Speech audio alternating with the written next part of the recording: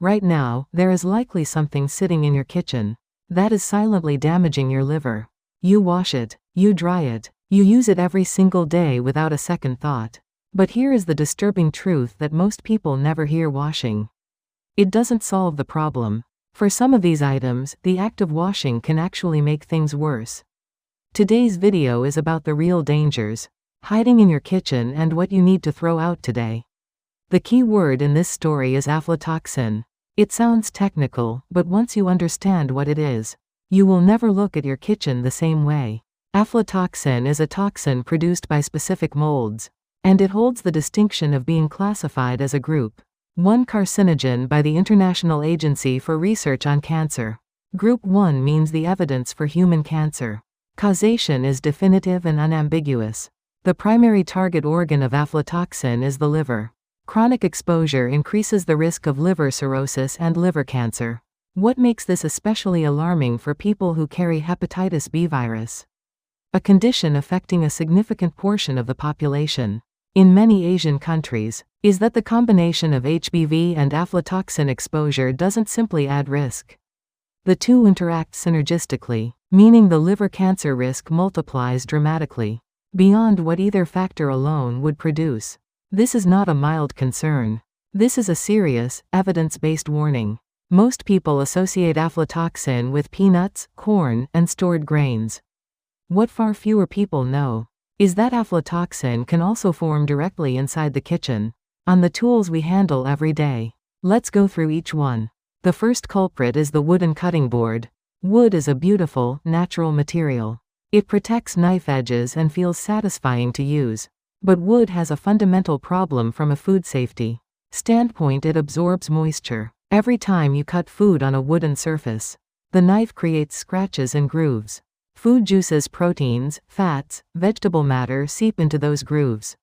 No matter how thoroughly you scrub the surface, the inside of those grooves cannot be fully cleaned. In the warm, moist, nutrient-rich environment of a used cutting board groove, mold begins to grow. That mold can produce aflatoxin. The most dangerous aspect of this process is that it is invisible. A wooden cutting board can look perfectly clean, while harboring active mold growth inside the cuts.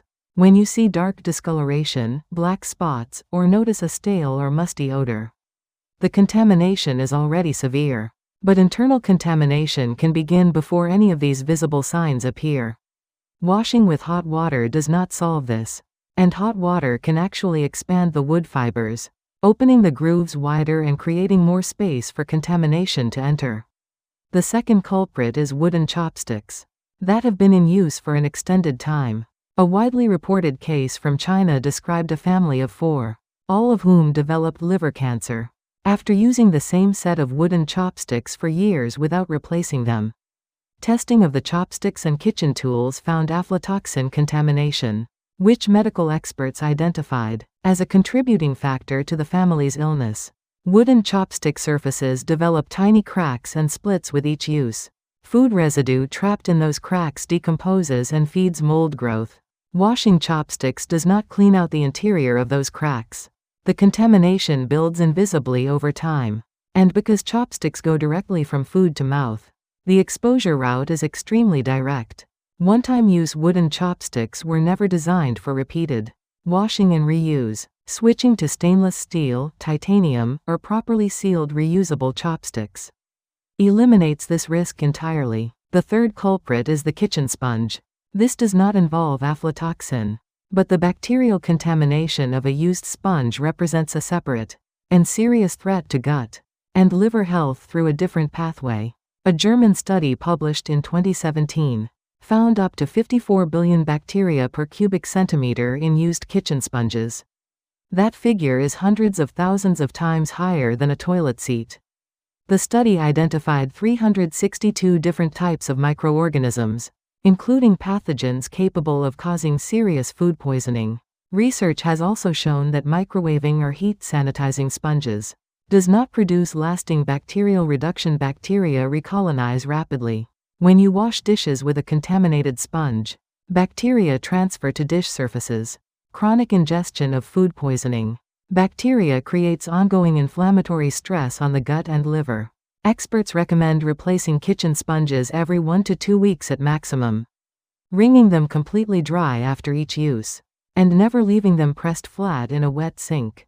The fourth culprit is the kitchen dishcloth or towel. Research found that 1 in 4 kitchen cloths tested positive for E. coli. Dishcloths that are used repeatedly over several days, without washing, become bacterial transfer vehicles, spreading contamination from surface to surface, and from utensil to hand. Ideally, kitchen cloths should be washed daily or every 2 days, and boiled or heat sanitized regularly. The fifth culprit is silicone kitchen tools with hidden mold.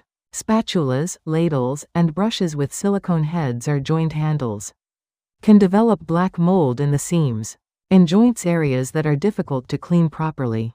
If black lines or patches are visible at any join point on a silicone utensil, that mold has established deep roots that surface wiping cannot remove. The item should be discarded. What can you do right now? For wooden cutting boards, replace any board that is more than 2 to 3 years old, that shows deep knife grooves, or that has dark discoloration. After every use, wash and dry completely. Never leave a wooden board wet.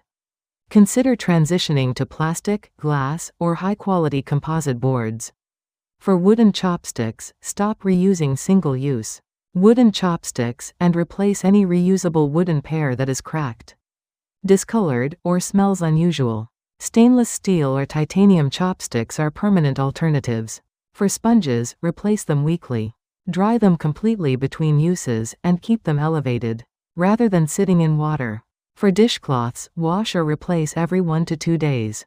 For silicone tools, inspect every seam and joint regularly and discard anything showing black mold. Your liver processes everything that enters your body.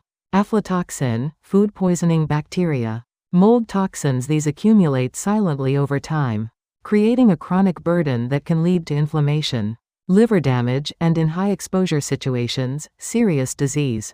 The good news is that this risk is almost entirely within your control. The cost of replacing a cutting board, or a set of chopsticks, is nothing compared to what silent, long-term liver damage costs. Check your kitchen today. If this video changed how you see your cooking tools, please share it with your family, especially parents who may have been using the same wooden items for years. Like and subscribe for more practical health content, and take care of your kitchen. It is the first line of defense for your health.